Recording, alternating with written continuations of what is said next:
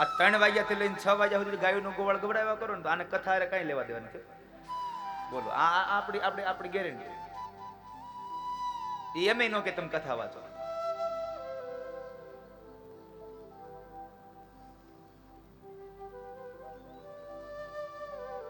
જન્માદ્યસ્ય યતોન્વયાદિતરતઃ ચાર્થેષ્વ વિઘ્નસ્વરાટ તેને બ્રહ્મરદાયાદિ કવયે મુહ્યન્તિ યત સૂરય તેજો વારી મૃદામ યથા વિનિમયો યત્ર ત્રિસર્ગો મૃષા ધામ્ના સ્વૈન સદા નિરસ્ત કુહકમ સત્યમ પરમ ધીમહિ.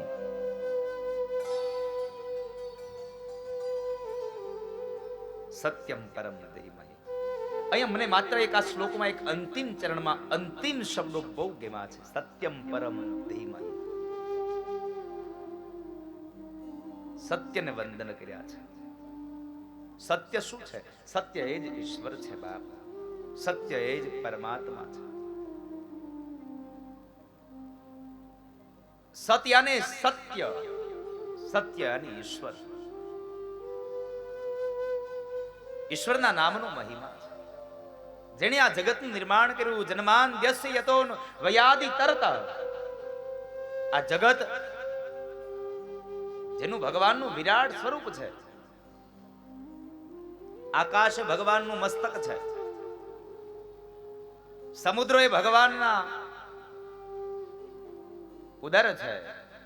આ જગતની જેટલી નદીઓ વહે છે ને એ બધી ભગવાનની આ શરીરમાં રહેલી આ નસો છે. જેટલા પણ રૂવાટાઓ છે એ રૂવાટાઓ, આ જગત ઉપરના જેટલા વૃક્ષો છે એ ભગવાનના વિરાટ સ્વરૂપમાં રહેલા એ શરીર ઉપરના રૂવાટાઓ છે. એટલે તો કહીએ છે કે કારણ વગરનું કોઈ દિવસ વૃક્ષનું છેદન ન કરો. કારણ આ રૂવાટાઓને કાઢી અને ભગવાનને કદરૂપા ન બનાવો, ઈશ્વરને કદરૂપા ન કરો. વૃક્ષનું તો તમે ક્યારેય છેદન ન કરશો. બની શકે તો જિંદગીમાં એક એક વૃક્ષને વાવજો.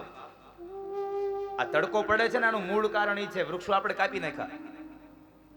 આટલો બધો તાપ પડે છે એનું મૂળ કારણ એ છે કે આપણે વૃક્ષોને કાપ્યા છે, વૃક્ષોનું જતન નથી કર્યું. પણ આજે જ્યારે આ મારુતિ ધર્મમંડળે આ કથા બેસાડી છે તો આ મોક્ષ કથામાંથી પણ મોક્ષ ગાથામાંથી એક સંકલ્પ કરીને જાજો કે જેટલું જીવન બાકી છે ને એમાં એક તો એક અમે વૃક્ષનું ઉછેર અમે કરીશું. મારા હાથથી એક વૃક્ષનો અમે ઉછેર કરીશું. વધારે નહીં તો કઈ નહીં, પણ એક માત્ર વૃક્ષનો જો ઉછેર કરવામાં આવે ને તો આખી ધરતી હરિયાળી બની જાય, લીલી છમ બને સાહેબ.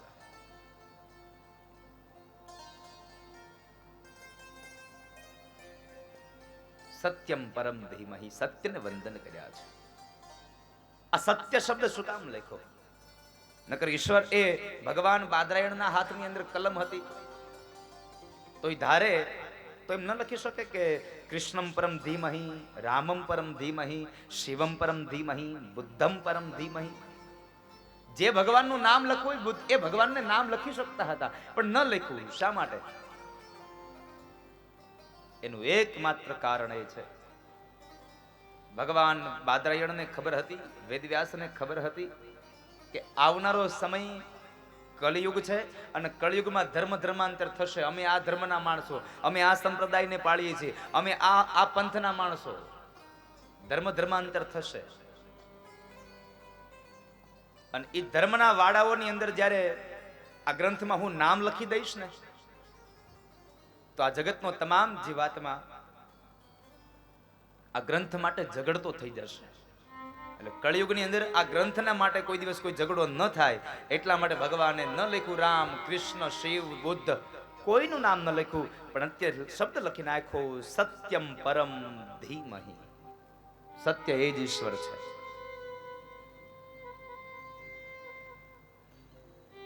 સત્યનું એકમાત્ર નામ. અને તમે જુઓ અત્યારે ધર્મ ધર્માંતરમાં એ જ થાય છે ને. બે સંપ્રદાયના માણસો ભેગા બેઠા હોય ને બે હામી જો ધર્મની વાતો ચડી જાય ને એટલે એક જણો વાત કરે તો એની ચડિયાતી બીજો કરે, બીજો કરે તેની કરે. એમાં એટલા શબ્દોમાં એવા લાગી જાય ને તો ક્યારેક ક્યારેક તો કાઠલા પકડી લે.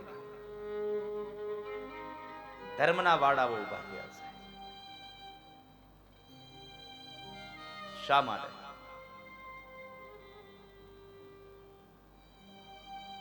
અંતે સાહેબ વૃક્ષનું થડ એક છે, વૃક્ષની ડાળીઓ અનેક છે, વૃક્ષના મૂળ પણ એક છે સાહેબ. માટે કોઈ નામ માટે ક્યારે તમે ઝઘડો નહીં કરો. ઝઘડો કરવાની જરૂર નથી. ઈશ્વરના નામનો તો બસ મહિમા ગાયા કરો. તમને જેમાં રુચિ લાગે છે, જે નામ પ્યારું લાગે છે એને લઈ લો. શા માટે ઝઘડો કરવાનો ભાઈ? ઝઘડો કરવાથી ઈશ્વર નહીં મળે, પણ આપસમાં પ્રેમ વધારવાથી પરમાત્માના નામની એ અનુભૂતિ અવશ્ય થશે. આ ચોક્કસ પ્રમાણે કહું સાહેબ કે ભગવાનના નામનો અનુભવ કરવો હોય તો તમારે પ્રેમ વર્તાવવો પડે. એમાં તમારી અધીરાઈ ન હોવી જોઈએ, એમાં તમારું અહમ ન હોવો જોઈએ. તમારો અહમ ક્યારેય પરમાત્માનું નામ તમને શાંતિ નહીં આપે. જ્યારે માણસનું ભગવાનનું નામ જ્યારે ભાવથી લેવાય છે ત્યારે માણસ એ શાંતિની અનુભૂતિ કરે છે. સત્યને વંદન કર્યા છે, ઈશ્વરને વંદન કર્યા છે.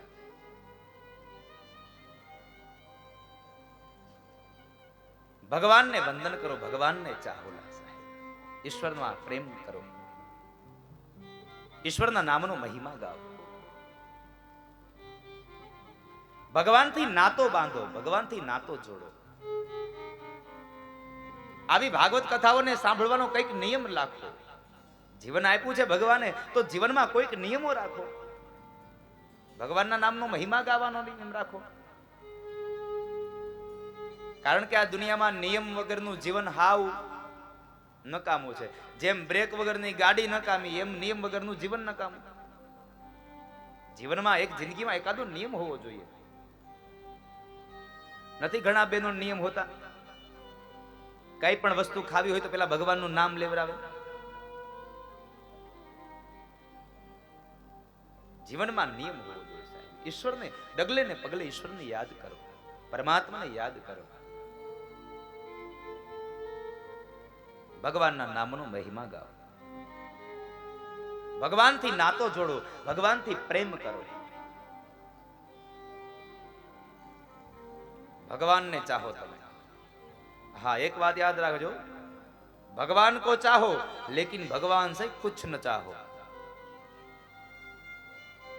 તમે ભગવાનને ચાહો પણ ભગવાનથી કશું ન ચાહો. પણ આ દુનિયા છે, કળયુગ છે, માણસ છે, એટલે માણસ એમ કહે હું ભગવાનને ન ચાહું તો ચાલે, પણ ભગવાન પાસેથી મને ચાહવું પડે, ભગવાન પાસેથી કંઈક મળવું પડે તો મેળાવે.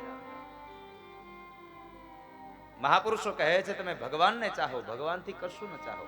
એ તો એને આપવું હશે તે આપી દેશે, એમાં કોઈ સંશય નથી. એમાં કોઈ પણ પ્રકારનો તમને લેશ માત્ર પણ તમારે શંકા ન નાખવી કે મેં કરેલું છે ભગવાન મને આપ્યું. ના, તમને આપી જ દેશે, એમાં કોઈ સંશય નથી. આજ નહીં તો કાલ તમને આપશે જ. માટે ભગવાન કો ચાહો લેકિન ભગવાન સે કુછ ન ચાહો. પણ આપણે તો ભગવાનને બે હાથ જોડી તો એ મફતમાં નથી જોડતા, તોય કઈક માગી લે છે. મંદિરમાં દીવો કર્યો, બે હાથ જોડ્યા, આંખ હજી બંધ થઈ નો થઈ, કોણ જાણે અડધી હજી બંધ થઈ હોય ત્યાં તો બરાબરની ટેપ ચાલુ થઈ જાય. ભગવાન મને આ દેજો, મને તે દેજો, મને આવું દેજો, મને તેવું દેજો. કેટલું માગીએ આપણે ભગવાન પાસે? અરે આપણે આપણા માટે તો માગીએ બરાબર છે, પણ આપણા માટે માગવાનો સમય પૂરો થાય ને તો આપણે ચાલુ કરીએ, હે ભગવાન મારા છોકરાને ધંધામાં બરકત દેજો. એટલે તે તારું માગી લીધું તોય થાય કો નતું હજી.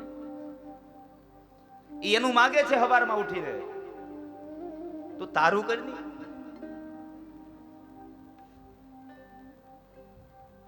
આપણે ભગવાનનું એમ કાંઈ કરીએ નહીં સાહેબ. બે હાથ પણ જો મફતમાં ન જોડતા હોઈએ તો ભગવાનના દીવા, ભગવાનની અગરબત્તી, ભગવાનની માનતાઓ, ભગવાનના શ્રીફળો શું કામ આ બધું કરીએ? એમાં કંઈક સ્વાર્થ હોય છે તો જ આપણે કરીએ, બાકી કઈ ન કરીએ.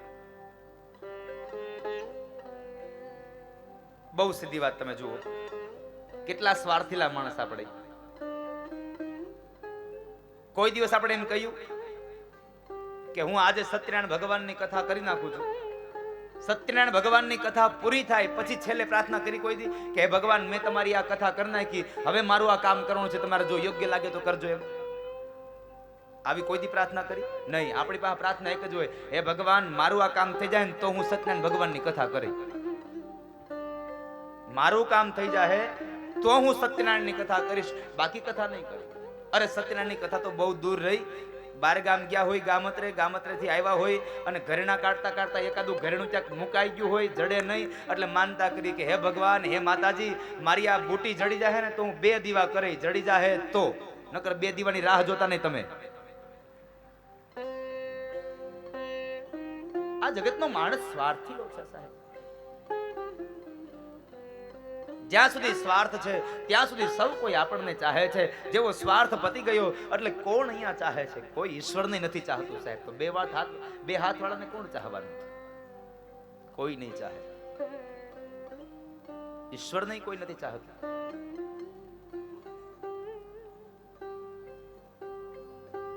સત્યની આરાધના કરજો, ઈશ્વરની હારે નાતો બાંધજો, ભગવાનના નામનો રસપાન કરજો, ભગવાનના નામના ગુણાનુવાદને ગાજો.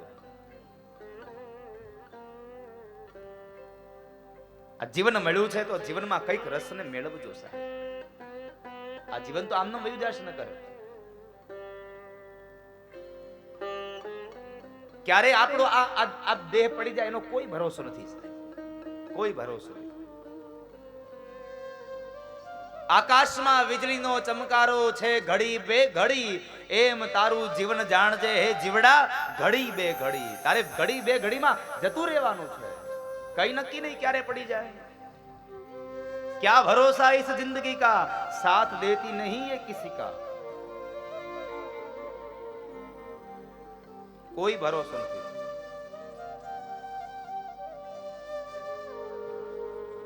માટે આ જીવનમાં આવ્યા છો તો કઈક પી લેજો, કઈક રસ લઈ લેજો મારા બા. ઈશ્વરના નામનો મહિમા ગાજો, ઈશ્વરના નામનો રસ પીજો. પ્રેમ સ્વરૂપા ભક્તિનો રસપાન તમે કરજો. સત્યની આરાધના કરજો.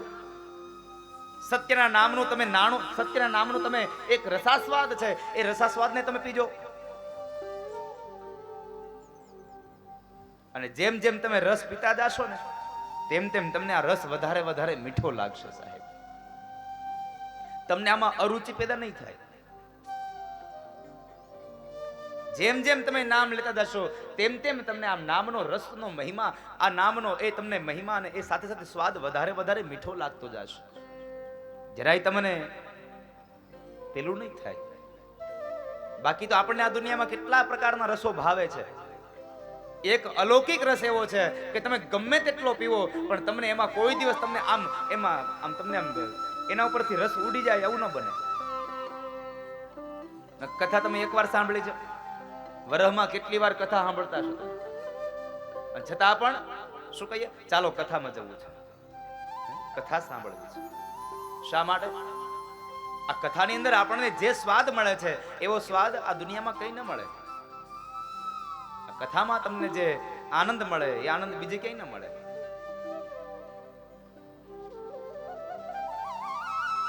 ઘણી વાર લવજી બાપુ એવું કહે છે કે દીકરાને પરણાવવામાં જે આનંદ મળે ને એ આનંદ કરતા 100 ગણો વધારે જેની ઘરે ભાગવત બેહે ને એને મળે સાહેબ. જેની ઘરે ભાગવતની કથા હોય. દીકરાને પરણાવવાની વાત તો બરાબર છે, 2 દિવસનો પ્રસંગ આ ગયો અને હવે તો વન ડે થઈ ગયું, 2020 IPL કઈ પૂરું થઈ જાય ખબર ન પડે.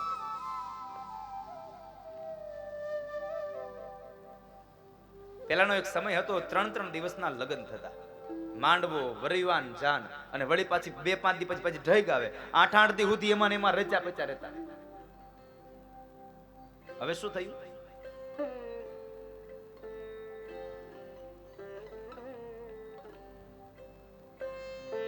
સવારે માંડવો, બપોરે વરિવા, સાંજે જાન જાય, ભાઈ આવે, વન ડે માં પૂરું,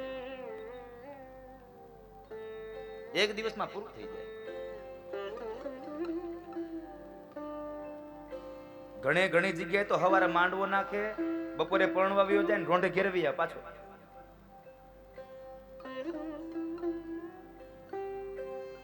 ઈ કેટલી ને ઉતાવળ.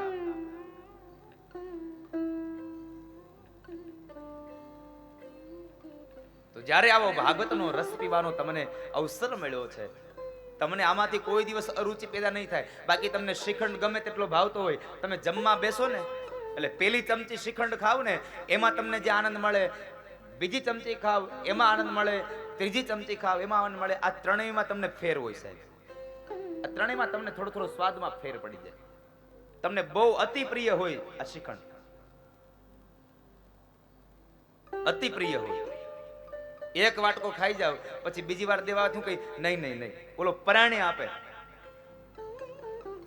પરાણે તમે ખાવ અને ત્રીજી વખત તમને દેવા આવે એટલે હું કહી દો નહીં હવે તો નહીં જ હો, આપણે વાટકો હંગરી દઈએ, આપણે એ પાત્રને દૂર કરી દઈએ અને કાં તો દઈને તો ખાઈ નહીં. એટલે તને બહુ ભાવતું તું ને કાનો ખાધું, તું તો કહેતો તો મને શ્રીખંડ અતિ પ્રિય છે. તને અતિશય પ્રિય છે એ લૌકિક વાસનાઓના રસોમાં તું અતિશય પ્રિયમાં પ્રિય રસ તને મળે છે, છતાં પણ તને એમાં અરુચિ પેદા થાય છે. જ્યારે એકમાત્ર અલૌકિક રસ એવો છે કે તું જેટલી વાર પીવે એટલી વાર તું વળી પ્યાસો પ્યાસી ને પ્યાસી પ્યાસી ને પ્યાસી. સાહેબ તને જેટલી વાર આ ભાગવતનો રસ મળે તને પીવાની પ્યાસ જાગે, તને ઝંખ ના જાગે, વારંવાર આ પીવું, તને આમાં તૃપ્તિ ન મળે. હા તું અતૃપ્ત પણ ન રહે હો ભાગવતમાં. તમે એવું એનો અર્થ એવો ન કરતા કે આ ભાગવતનો રસ પીએ તો અતૃપ્ત નહીં, તમે અતૃપ્ત પણ ન રહો અને તૃપ્ત પણ ન થઈ જાઓ, તમને આમાં અરુચિ પણ પેદા ન થાય. કદાચ આ કથા 22 તારીખે અહીંયા પૂરી થાય અને 23 તારીખે બીજી કોઈ યોગી ચોકમાં કથા ચાલુ થાય ને તો આટલી જ જનમેદની ન્યા હોય, કારણ આ સૌને પ્રેમનો રસ પીવાની બહુ ઝંખના જાગી છે સાહેબ. એવું જરૂર નથી કે હું જોઉં તો તમે આવો. કોઈ પણ આ જગતમાં વક્તા હોય, તમને વક્તા સાથે કોઈ લેવા દેવા નથી, તમને તો ભગવાનના ગુણાનું હાથ હારે લેવા દેવા છે, તમને ઈશ્વરની હારે લેવા દેવા છે. બાકી તો હું જે કથા વાંચું એ જ બીજા વાંચવાના છે, બીજા વાંચે એ જ હું વાંચવાનો છું, કાંઈ ફેર નથી એમાં. હા માત્ર શૈલીનો ફેર છે. હું મારી પદ્ધતિથી ગાઉં છું, એની પદ્ધતિથી ગાય છે. આ દ્વારિકાનો નાથ હું મારી મસ્તીથી ગાઉં છું, આ કાન્યો એની મસ્તીથી ગાય છે.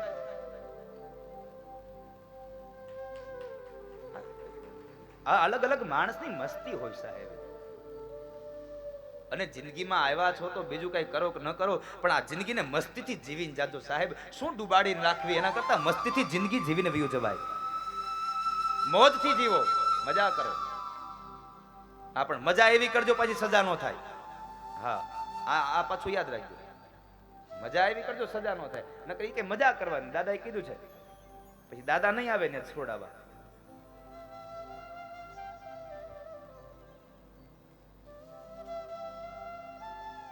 મસ્તીથી જીવો સાહેબ. આ જિંદગીમાં તમે ભગવાનના નામનો રસ પીવો, અને પીવો હોય તો મારા હરિના નામનો રસ પીવાય. એટલે મને કહેવું ગમે છે, કોઈ પિયો રે પિયાલા રામ રસ કા, કોઈ પિયો રે પિયાલા રામ રસ કા, કોઈ પિયો રે પિયાલા રામ રસ કા, કોઈ પિયો રે પિયાલા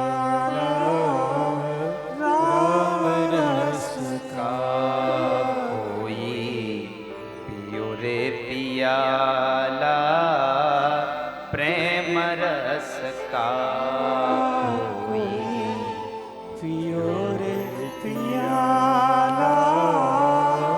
પ્રેમ રસ કા, કોઈ પિયો રે પિયાલા રામ રસ કા, કોઈ પિયો રે પિયાલા રામ રસ કા, કોઈ પિયો રે પિયાલા પ્રેમ રસ કા, કોઈ પિયો રે પિયાલા પ્રેમ રસ આ દુનિયામાં પીવા જેવો રસ હોય તો રામનું નામ છે, પીવા જેવો હોય તો મારા શ્યામનું નામ છે. અરે આ બેય ન પીવો ને તો કઈ વાંધો નહીં, તમને થાય ને તો ઈચ્છા તો પ્રેમનો રસ પીજો સાહેબ. પ્રેમનો રસ તમને તૃપ્ત બનાવશે. पीले पीले रस मीठा है राम का, जुबा पे नाम हो घनश्याम का, कोई पियो रे पिया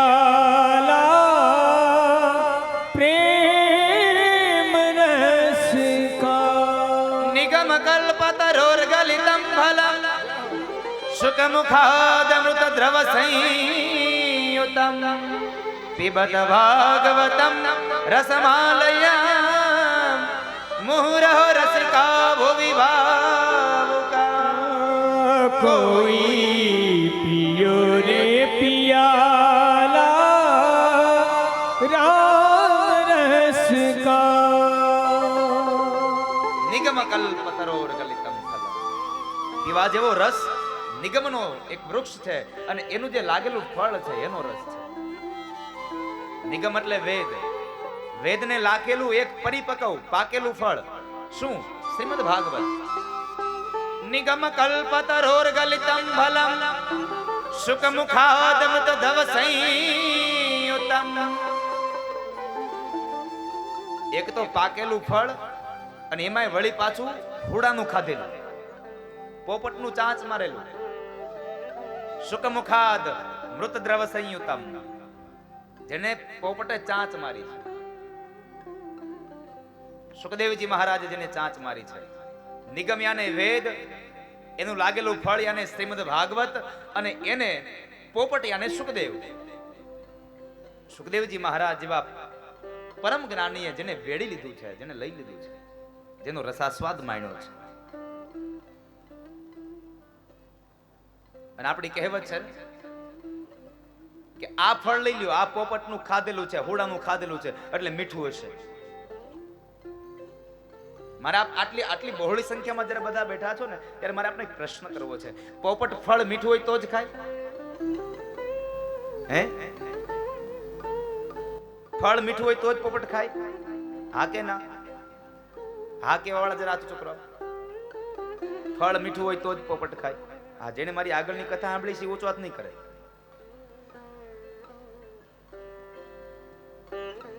પેપર ફૂટી ગયું.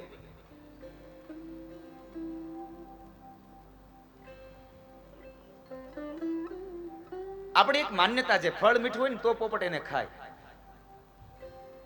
તો મને ઘણી વખત એવા અનુભવ થયા બાપુ કે હું પધરામણીમાં જાઉં તો સરસ મજાનું પિંજરું હોય, એમાં સરસ મજાનો લીલા કલરનો પોપટ હોય, અને એ પોપટને લાલ મરચું ખાવા આપ્યું હોય તો મને પછી વિચાર આવે આ લોકો એમ કે છે આ મીઠું ફળ હોય તો જ ખાય, તો આ મરચું મીઠું હશે? આવું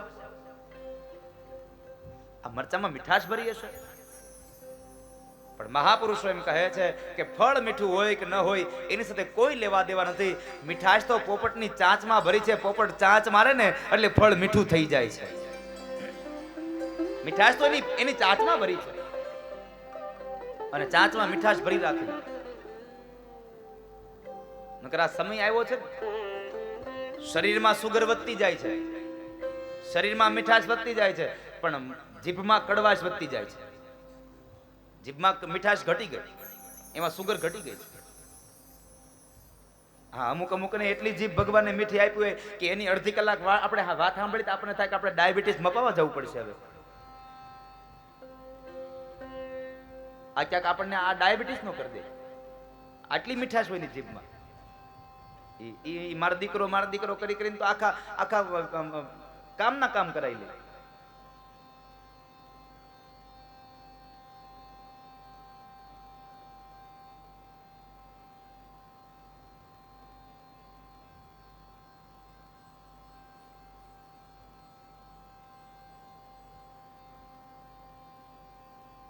અમુક વાત હોય ને તમને નહીં સમજાય. અમુક આટલા અંતરમાં જ રહે.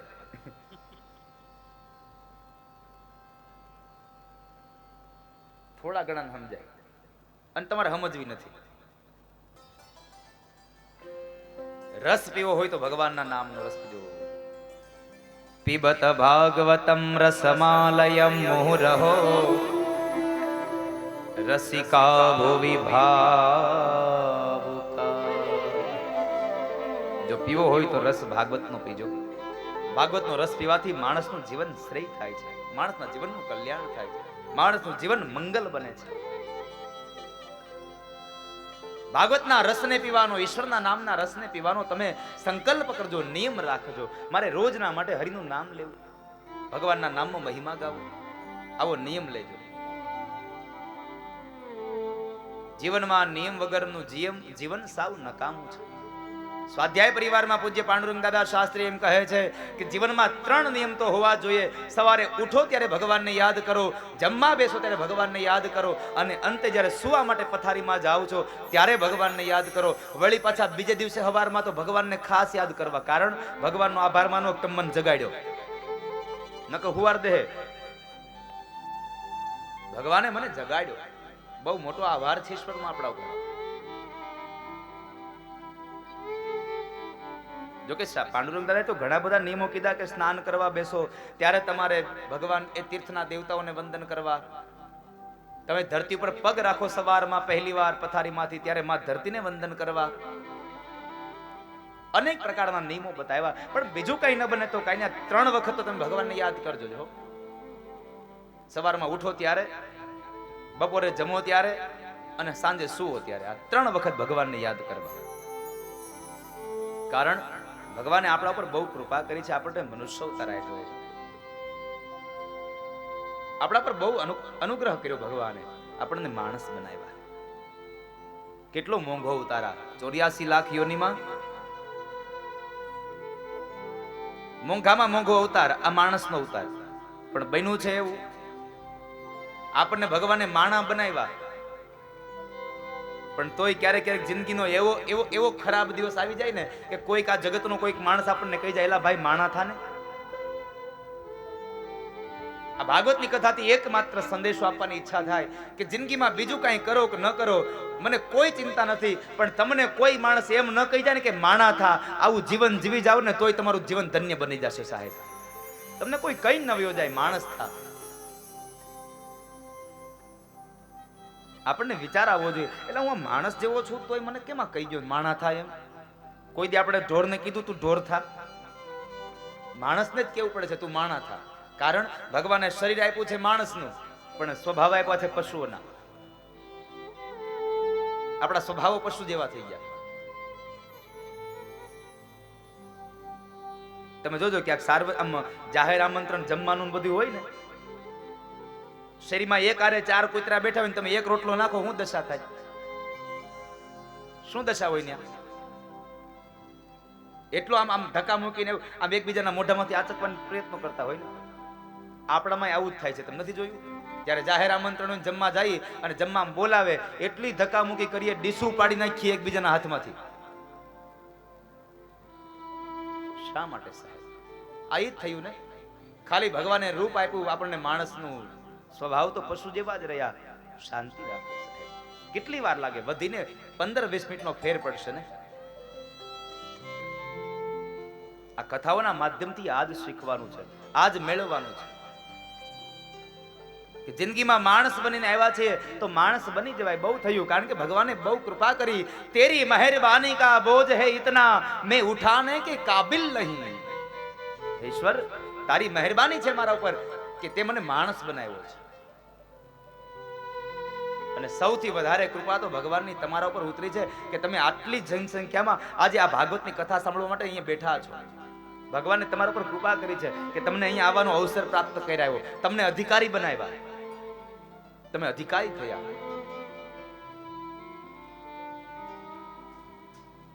બાકી નકર ઘણા ઘેરે કથા બેહારે ને તો ઘેરે કથા નો સાંભળી ગયો. એને કથામાં એ ઘેરે કથા બેહારે એવું સરસ મજાનું આયોજન કરે, એવું સરસ મજાનું આયોજન કરે ને કે આગળના 15 દિવસથી તનતોડ મહેનત કરતો બિચારો. એ તનતોડ મહેનત એટલી કરે કથાનો બરાબર પોથયાત્રા થાય ને તો એને તડકો લાગી જાય, એને દાખલ કરવો પડે. એટલે ભાગ્ય વગરની કથા ન મળે. તમે તો બહુ બળભાગી જીવાતમાં છો, તમને આ કથા મળે છે. અને ભાગ્ય વગર કોઈ દિવસ કશું ન મળે. રામચરિત માનસની ચોપાઈનો એકમાત્ર અંતરો ગાયો છે. સકલ પદાર્થ એ જગમાહી, સકલ પદાર્થ હે જગમાહી, ભાગ્ય વિના નર પાવત નાહી. ભાગ્ય વિના નર પાવત નાહી. ભાગ્ય વિનાનો માણસને કશું ન મળે. ભાગ્ય વગર કઈ ન મળે. સકલ પદાર્થ હે જગમાહી, ભાગ્ય વિના નર પાવત નાહી. જેના ભાગ્યમાં હોય એને મળે, એવી આ ગાથા. માટે ઈશ્વરના નામનો રસ પીજો. શુનકાદિક ઋષિમુનિઓને સુત નામના મહાપુરાણીને જ્યારે આ જ્ઞાનનો પ્રસંગ ચાલે, જ્ઞાનની ચર્ચા ચાલે છે, એ સમયે શુનકાદિક ઋષિએ 6 પ્રશ્ન સત મહાપુરાણીને કર્યા છે. બાપજી, અમારા 6 પ્રશ્નોનો 6 પ્રશ્નોનો જવાબ તમે અમને આપો. પહેલો પ્રશ્ન, શાસ્ત્રનો સાર શું છે? બીજો પ્રશ્ન, શ્રેય એટલે શું? ત્રીજો પ્રશ્ન, શ્રેયની પ્રાપ્તિ કેમ થાય? ચોથો પ્રશ્ન, ભગવાન રાજા બનીને આવ્યા એનું મૂળ કારણ શું? પાંચમો પ્રશ્ન, ક્યાં ક્યાં અવતાર લઈ ભગવાને કઈ કઈ લીલાઓ કરી? અને છઠ્ઠો પ્રશ્ન, ભગવાન જ્યારે સ્વધામ ગમન થયા ત્યારે અનાવતાર દશામાં આ ધર્મ કોના શરણે ગયો? આ 6 પ્રશ્નોનો જવાબ તમે અમને આપો. આ 6 પ્રશ્નોનો જવાબ આપવા માટેની વાત. અને એ સમયે આ 6 પ્રશ્નોનો જવાબ આપવા માટે સુત નામના મહાપુરાણી ભાગવત કથાનો આરંભ કરે. એ દરબારીમાં એ આરંભ થયો. ભગવાન નારાયણને વંદન કરે છે.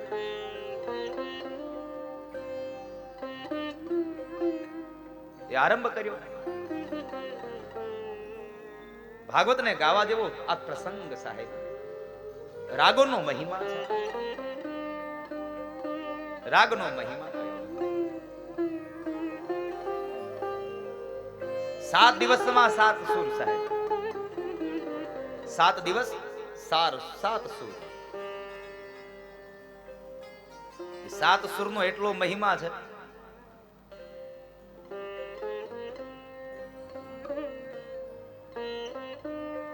જેના વગર આપણું જીવન નકામું છે,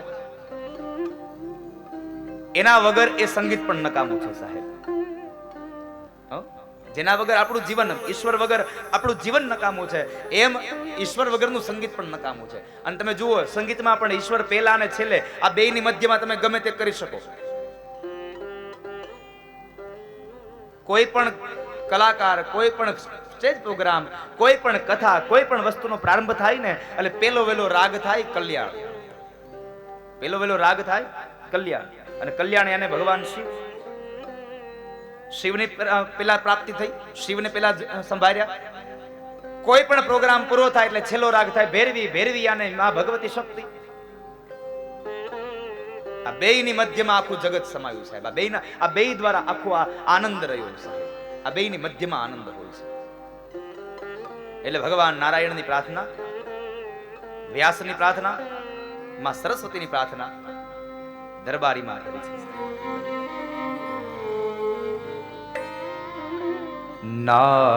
નારાયણં નમસ્કૃત્ય નરં ચૈવ નરોત્તમં દેવીં સરસ્વતીં વ્યાસં તતો જયમુદીરયેત તતો જયમુદીરયેત. દેવી સરસ્વતીં વ્યાસં તતો જયમુદીરયેત. ભગવાન નારાયણને વંદન કર્યા છે. નારાયણને વંદન કર્યા અને સુત નામના મહાપુરાણી ભગવાનના 24 અવતારોની કથા કરી અને અંતે કહે છે કે હે શૌનક, હું તમને જે કથા કહેવા જઈ રહ્યો છું એ કથા મારા ગુરુદેવ એવા ભગવદ અવતાર વેદવ્યાસે લખી છે. આ કથા વ્યાસે ભગવતનો અવતાર છે. વેદવ્યાસ મહારાજે આ કથાનું આલેખન કરી છે અને આ ગાય છે ને કથા. સુત મહાપુરાણીએ પ્રશ્ન કર્યો, બાપજી તમે એમ કહો છો કે આ કથા વેદવ્યાસે લખી? હા, આ કથા વેદવ્યાસે લખી. તો તો પેલા અમને એ કહો કે વેદવ્યાસને આ કથા લખવા માટેની પ્રેરણા કોણે કરી? આ કથા લખવા માટે પ્રેરણા કોણ કરે છે ને?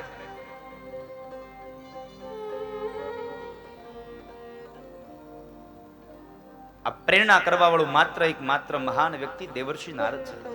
બાપજી, નારદે પ્રેરણા કરી આ વેદવ્યાસને? હા, તો વેદવ્યાસ અને નારદ બે મળ્યા ક્યાં? જો આ શ્રોતાનો મૂળ ધર્મ જુઓ. એક પછી એક પ્રશ્ન થયા. આ ક્યાં થયું? જ્યાં સુધી તમે ઊંડાણમાં નહીં જાઓ ત્યાં સુધી આની ગહેરાઈ તમને નહીં ચડે સાહેબ. આનો મહિમા નહીં સંભળાય, નહીં સમજે. બાપજી, આ વેદવ્યાસ અને નારદ બે મળ્યા ક્યાં?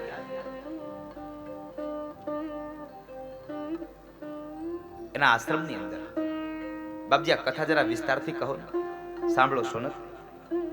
એક વખતના સમયે મહર્ષિ વેદવ્યાસ ખિન્ન મને પોતાના આશ્રમમાં બેઠા છે. ખિન્ન મને બેઠા છે. વિચારોના વમળમાં ડૂબી ગયેલા એ વેદવ્યાસ, ચહેરા ઉપર દુઃખની આ રેખાઓ કોતરાઈ ગઈ છે. અને એ સમય બરાબર દેવર્ષિ નારદનો પ્રવેશ થયો. નારદનું આગતા સ્વાગતા કર્યા, એને બેસાડ્યા છે, સ્વાગત વિધિથી બેઠા છે. અને એ સમયે ફરીવાર નારદે પ્રશ્ન કર્યો. નારદજી ઓળખી ગયા છે વેદવ્યાસ. નારદે પ્રશ્ન કર્યો. પારાશર્ય મહાભાગ ભવતઃ કચિદાત્મના પરિતુષતિ શારીર આત્મા માનસ એવ વા. હે પારાશર પુત્ર, હે મહાભાગ, કેમ દુખી થયા છો? તમારા દુઃખનું કારણ શું છે? વેદવ્યાસ કહે છે, નારદજી ઓળખી ગયા મારા દુઃખનું કારણ? મને દુઃખ થયું છે આવું તમને ખબર પડી ગઈ? અરે હા પારાશર પુત્ર, તમારા ચહેરા ઉપર આ દુઃખની રેખાઓ કોતરાઈ ચૂકી છે. કહો મને, આ દુઃખ શા માટે? વેદવ્યાસ કહે છે, નારદ, મને દુઃખ એક વાતનું એ છે કે મારા મનને શાંતિ નથી મળી. મેં આટલા બધા વેદ લેખા, વેદનો વિસ્તાર કર્યો, પુરાણોની રચના કરી, છતાં મારા મનને શાંતિ ન મળી. મારા મનને હજી શાંતિ ન મળી. મારા મનને શાંતિ મળે એવું કંઈક મને સાધન આપો. નારદ બોલ્યા છે, વેદવ્યાસ, તમને શાંતિ નથી મળે ને એનું મૂળ એક કારણ છે કે તમે અત્યાર સુધી લખ્યું ને માત્ર ગૂઢ જ્ઞાન લખ્યું છે, માત્ર જ્ઞાન લખ્યું છે, માત્ર રહસ્યો લખ્યા છે. એક કામ કરો, આવનારો સમય કલી છે અને કળિયુગની અંદર જીવાત્માને જ્ઞાનની અંદર, વેદની અંદર, જ્ઞાનની ચર્ચાઓમાં, તત્વજ્ઞાનની ચર્ચાઓમાં માણસને આળસ મળશે, માણસ આળસુ થશે. એટલે કામ કરો, તમે આ તત્વજ્ઞાનને છોડી અને હવે ભગવાનના જીવન ચરિત્રની કથા લખો, ભગવાનનું જીવન લખો, એના જીવન ચરિત્રની કથા કરો, તમને આનંદ મળશે. અને બહુ સંક્ષિપ્તમાં કહું તો વેદવ્યાસ, તમે હવે મૂળ ભાગવતની રચના કરો, ભાગવતને ભાખો. ભાગવતને ભાખવાની વાત નક્કી થઈ. વેદવ્યાસ કહે છે, હું ભાગવતને લખવા તૈયાર થાવ, પણ મારાથી બે કામ એકારે ન થાય. તો કાં તો હું બોલી શકું ને કાં તો હું માત્ર લખી શકું. મને કોણ મદદ કરે? ભગવાન ગણપતિને મદદ કરવા માટેની વાત તૈયાર થયા છે. પણ એ સમયે નારદે, વેદવ્યાસે પ્રશ્ન કર્યો કે નારદ, મારે આપને એક પ્રશ્ન કરવો છે, તમે દુઃખ ન લગાડતા. અરે વેદવ્યાસ, બોલો ને, શું કહેવું છે? નારદજી, મારે આપને પૂછવું છે, મેં આટલા વેદ લેખા, આ વેદનો વિસ્તાર થયો, પુરાણોની રચના થઈ, શાસ્ત્રો લેખા, ગ્રંથો લેખા, છતાં પણ હું દેવતાઓનો પ્રિય કેમ ન બન્યો? તમે દેવર્ષિ નારદ બન્યા એનું મૂળ કારણ શું? નારદ કહે છે, અરે વેદવ્યાસ, હું દેવર્ષિ બન્યો ને એનું મૂળ કારણ આ જન્મનું નથી, મારા ગયા જન્મની કથા છે. હું આ વખતે દેવર્ષિ નારદ બન્યો ને એનું મૂળ કારણ છે મારા ગયા જન્મની કથા, મારા ગયા જન્મની વાત. એક વાત યાદ રાખજો, આ જન્મની અંદર કરેલા કર્મનું ફળ આ જન્મમાં મળી જાય એવું જરૂરી નથી, આવતા જન્મે પણ મળે. એટલા માટે આ જન્મે સારા કામ કરજો, આવતા જન્મે સારું મળે. આવતા જન્મે સારું મળે. કામ સારું કરવું છે. સમય આવે તો દાન અને પુણ્ય કરી લેવું. દાન દેવાનો અવસર આવે તો દાન દઈ દેવું. કોઈની મદદ કરવાનો સમય આવે તો મદદ કરી દેવી. કોઈની નિંદા કરવાનો સમય આવે તો આપણે ત્યાંથી ભયું જવું, નિંદા ન કરવી. સમયાંતરે જે કર્મ કરવા પડે કરવા. વેદવ્યાસ, આ મારા જ્ઞાજન્મની મારા પૂર્વજન્મની કથા છે કે હું દેવર્ષિ નારદ કેમ બન્યો. અરે નારદજી, કહો ને શું થયું હતું? આ તમે જ્ઞાજન્મમાં એવું તો શું કર્યું કે આ વખતે તમે દેવર્ષિ નારદ બની ગયા? સાંભળો વેદવ્યાસ, જ્ઞાજન્મમાં હું એક દાસી પુત્ર હતો. મારી માં દાસી હતી, બ્રાહ્મણના ઘેર કામ કરતી, અને એની હારે હું પણ જતો. એટલે મારી માને હું કામ કરાવતો, બાકીના સમયમાં બ્રાહ્મણના ઘરમાં સત્સંગ થતો, એ સત્સંગનો હું લાભ લેતો, સત્સંગને સાંભળતો. એમાં એક વખતના સમયે સંતો આવ્યા, ઘણા બધા ચાતુર્માસ કરવા બ્રાહ્મણના ઘેર. બ્રાહ્મણના ઘેર મારી માં એ સંતોની રસોઈ બનાવે, એને જમાડે, અને હું એ સંતો જ્યારે જમી લે ત્યારે જૂઠી પતરાવાળી લઈ લેતો. એમાં એક વખતના સમયે જૂઠી પતરાવાળીમાં રહેલું જે અન્ન હતું એને મહાપ્રસાદ તરીકે ખાવાની ઈચ્છા મને થઈ. મહાપ્રસાદ તરીકે એ ખાવાની ઈચ્છા થઈ એટલે મેં એક કવન લઈને મારા હોઠ સુધી લઈ ગયો. પણ વિચાર આવ્યો કે કોઈકનું જમેલું છે, કોઈકનું જૂઠું અન્ન છે, અને કોઈકનું જૂઠું અન્ન પૂછ્યા વગર ન ખવાય. એટલે મેં સંતોને પ્રશ્ન કર્યો, બાપજી, આ તમારું જૂઠું અન્ન છે, મહાપ્રસાદ છે, હું લઉં એને? સંતોએ હા પાડી અને મેં મહાપ્રસાદ ગ્રહણ કર્યો. મુખ દ્વારા મુકાયેલો એક મહાપ્રસાદનો એકમાત્ર કવન જ્યાં મારા ઉદરમાં ગયો ને, તો મારા ભવ ભવના પાપો જ્યારે બળીને ભસ્મ થયા હોય ને, આવી મને અનુભૂતિ થઈ. આ મહાપ્રસાદનો મહિમા છે.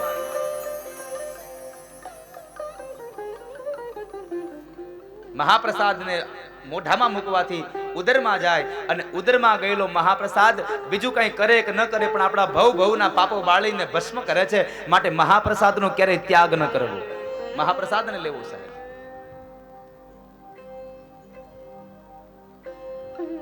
મહાપ્રસાદ લેવું.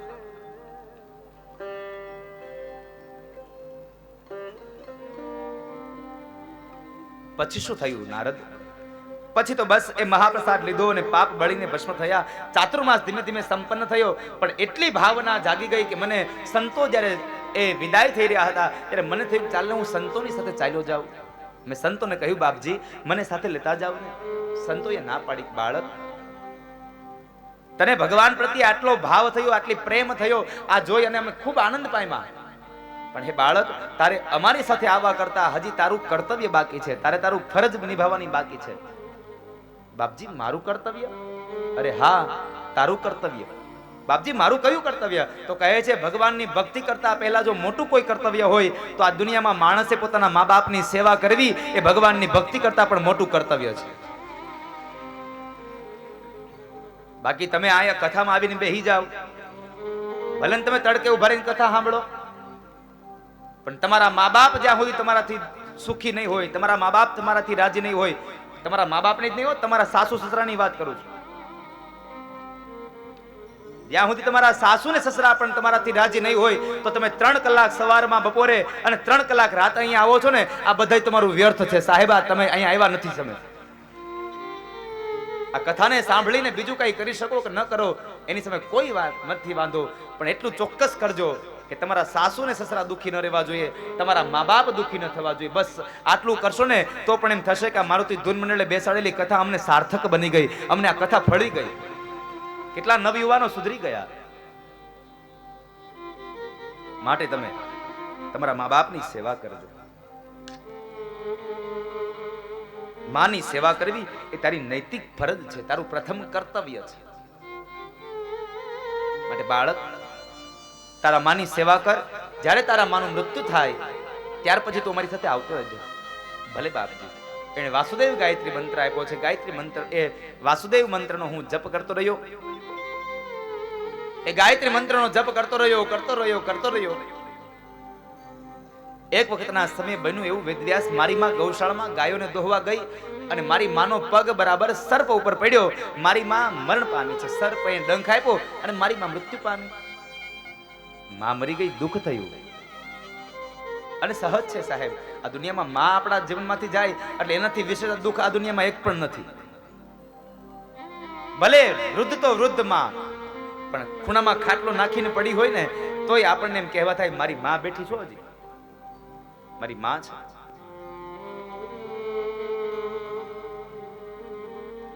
પોતાના દીકરાઓ એને ટેકો ના આપે, ઘરનો કોઈ વ્યક્તિ એને ટેકો ના આપે, ત્યારે પેલા પથારીમાંથી ઊભી ન થઈ શકે, છતાં પણ એને એના દીકરાની ચિંતાઓ હોય સાહેબ. કારણ કે માં હૃદય છે, માનું હૃદય છે. માં મૃત્યુ પામી, એની ઉત્તર ક્રિયાઓ કરાવી અને હું તીર્થ સ્થાનમાં જઈ, પવિત્ર સ્થળોમાં જઈ ભગવાનનું યજન કરતો રહ્યો. મને ભગવાને હૃદયસ્થ દર્શન આપ્યા અને એ સમયે ભગવાન થોડી વારમાં અંતર ધ્યાન થયા. હું એકદમ આકુળ વ્યાકુળ થઈ અને ગભરાયો, ખૂબ રડ્યો. ક્યાં ગયા ભગવાન, ક્યાં ગયા? આ શબ્દનો જે પ્રયોગ કરતો રહ્યો ને ત્યાં આકાશવાણી થઈ કે હે બાળક, મેં તને હૃદયસ્થ દર્શન આપ્યા, છતાં પણ તને હજી તૃપ્તિ ન થઈ, તો હવે તને મારા બીજા દર્શન થશે જ્યારે તને બીજો અવતાર મળશે. તો આ જન્મ પૂરો થાય, આ શરીર છૂટી જાય અને બીજું શરીર મળે ત્યારે તને મારા દર્શન થશે. આ શબ્દને સાંભળ્યા પછી તો એક જ હામ લાગી, ક્યારે મરું, ક્યારે મળું, ક્યારે મરું, ક્યારે મળું. એક જ હામ લાગ્યા. ધીમે ધીમે સમય વ્યતીત થયો ને એમાં બરાબર બ્રહ્માજીનો દિવસનો સમય પૂર્ણ થયો. રાત્રિનો સમય આવ્યો, જ્યારે પાછા ખેંચતા શ્વાસ હતા એ શ્વાસની અંદર વ્યાસ હું સમાયો.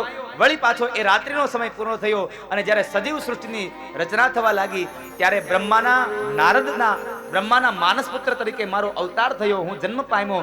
અને એ સમયે મને દેવતાઓએ 7 સુરની વીણા આપી. એ વીણાને લઈ અને હું નારાયણ નારાયણ નારાયણ નામનો ઉદ્ગાર કરતો રહ્યો અને એમાં ને એમાં મને બિરુદ મળી ગયું દેવર્ષિ નારદ. હું દેવતાઓનો પ્રિય બની ગયો. ભગવાનના નામથી માણસ પ્રિય બને છે.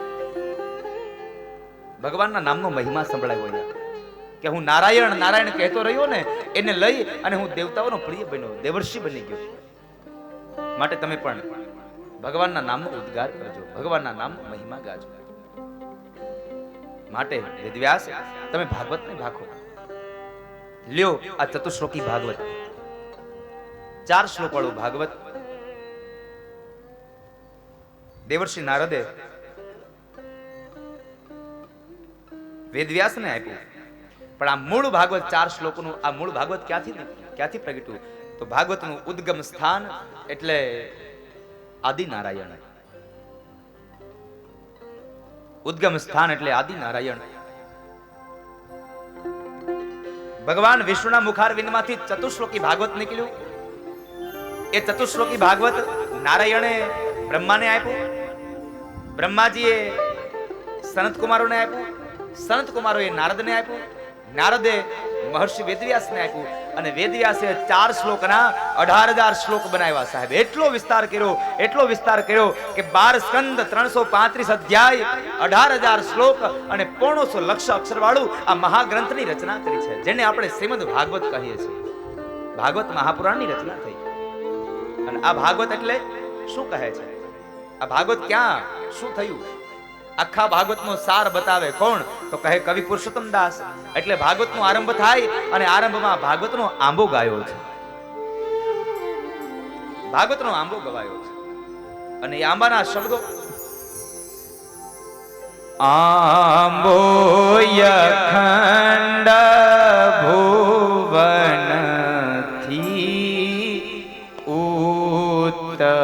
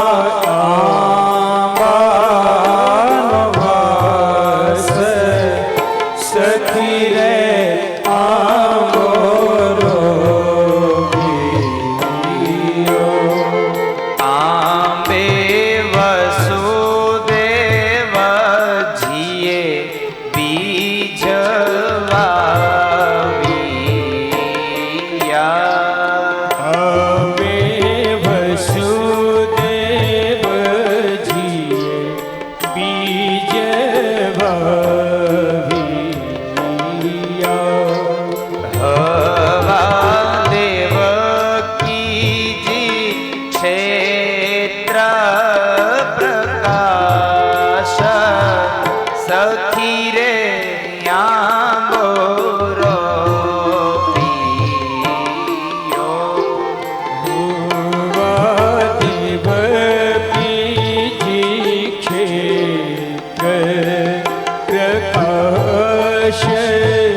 સખી આબોરો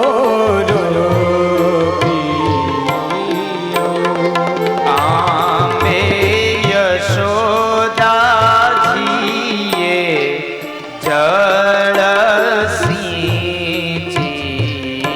સિંચિયા આંબે યશોદાજીએ જળ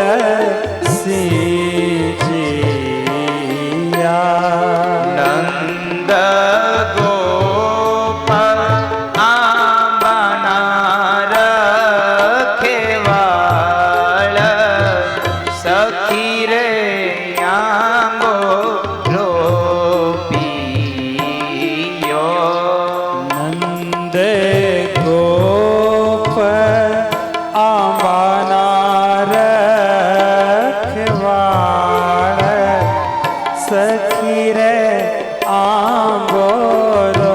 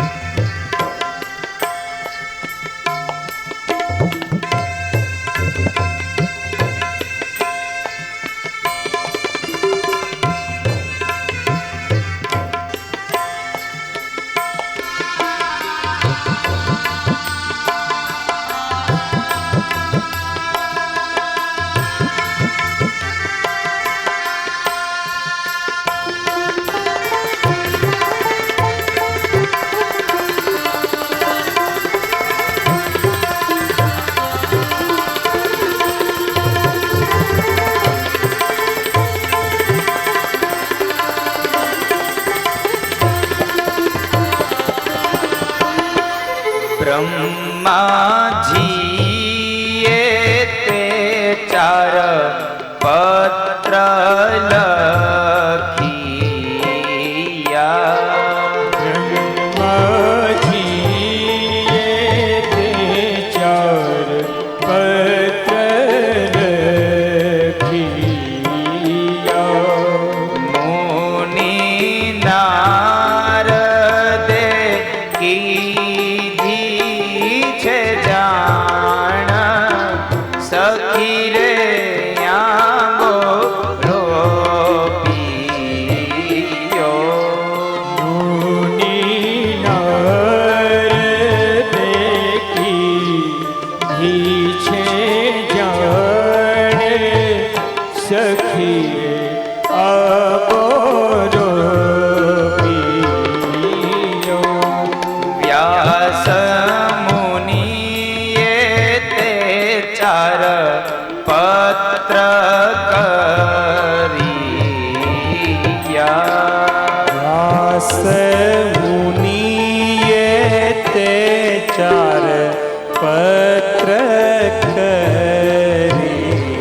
કર્યા તેના નવ ખંડમાં છે નામ સખી રે આંબો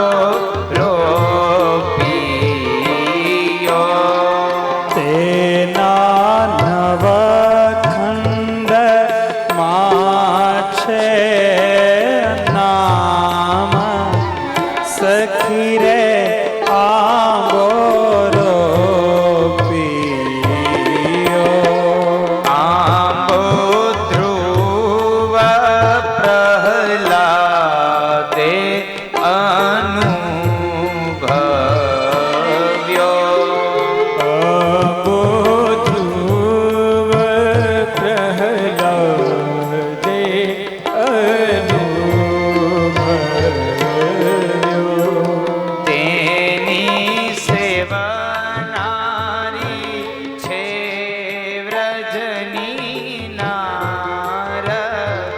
સખી રે આંબો રોપિયો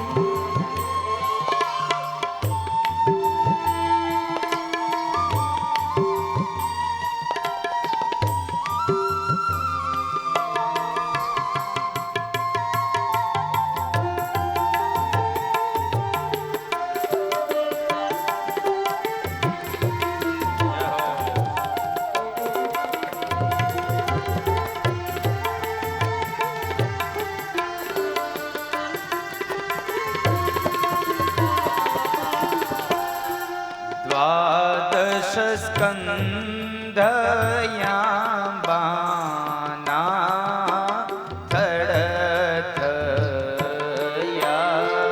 દ્વાદશ સ્કંદ આંબા નાથડ થયા.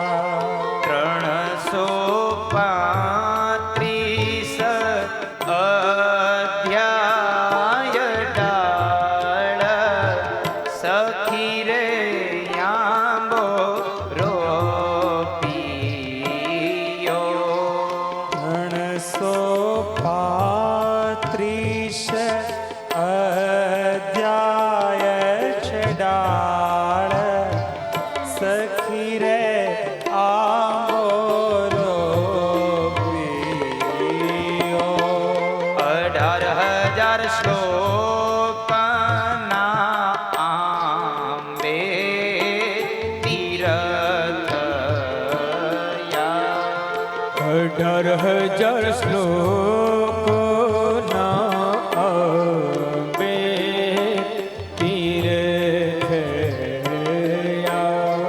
500 લક્ષ અક્ષરયા બે પાન સખી રે આંબો રોપિયો. 500 લક્ષ અક્ષર અંબે પાન સખી રે આંબો રોપ્યો. કલ્પવૃક્ષ લઈ આંબો તુજિયો. કલ્પવૃક્ષ થઈ આંબો દૂજિયો. એની 14 ભુવન માં છે છાય સખી રે આંબો રોપિયો. એની 14 ભુવન માં છે છાય સખી રે આંબો રોપ્યો.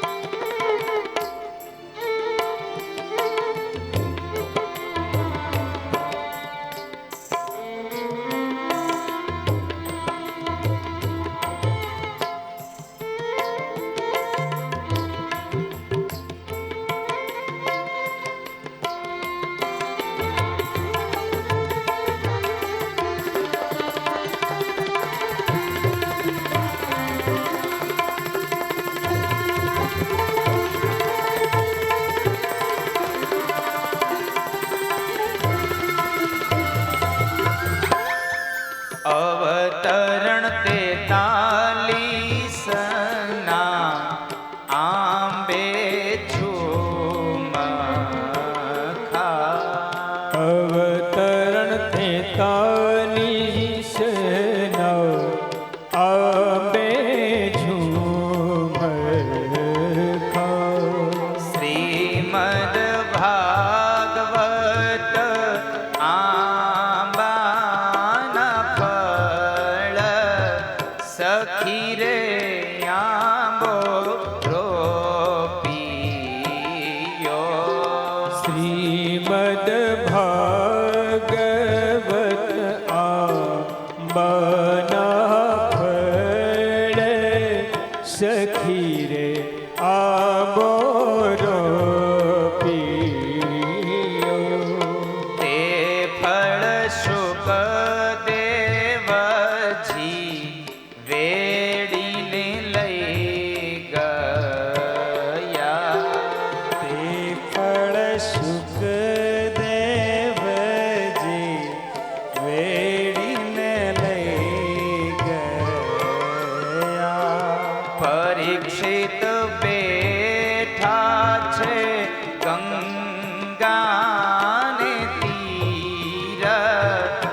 સખી રે આંબો રોપિયો. પરીક્ષિત બેઠા છે ગંગાને તીર, સખી રે આંબો રોપિયો. તે રસ રેડ્યો પરીક્ષિતના શ્રવણમાં. તેરસ રેડ્યો પરીક્ષિતના શ્રવણમાં. કર્યો અનુગ્રહનો આધાર, સખી રે આંબો રોપિયો. હર્યો અનુગ્રહનો આધાર, સખી રે આંબો રોપિયો.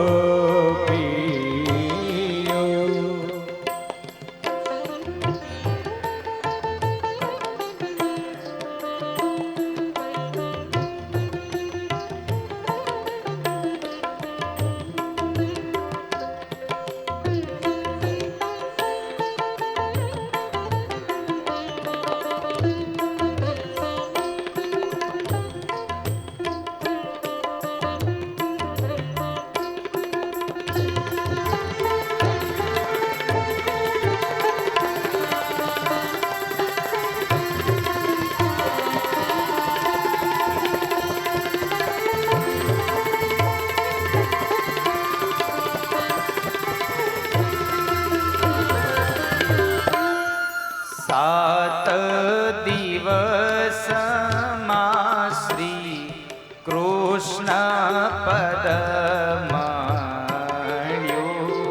સાત દિવસમાં શ્રી કૃષ્ણ પદ મળ્યું. જય શ્રી પુરુષોત્તમ અભિરામ, સખી રે આંબો રોપિયો. જય શ્રી પુરુષોત્તમ અભિરામ, સખી રે આંબો રોપિયો. આંબો ગાય શીખે ને સાંભળે. આંબો ગાય શીખે અરે સાંભળે. તેનો પ્રભુ ચરણ કમલમાં વાસ, સખી રે આંબો રોપિયો. એનો પ્રભુ ચરણ કમલમાં વાસ, સખી રે આંબો રોપિયો. આંબો યખંડ ભુવનથી ઉતર્યો. આંબો યખંડ ભુવનથી ઉતર્યો. વ્રજ ભૂમિ માયા બાનો વાસ, સખી રે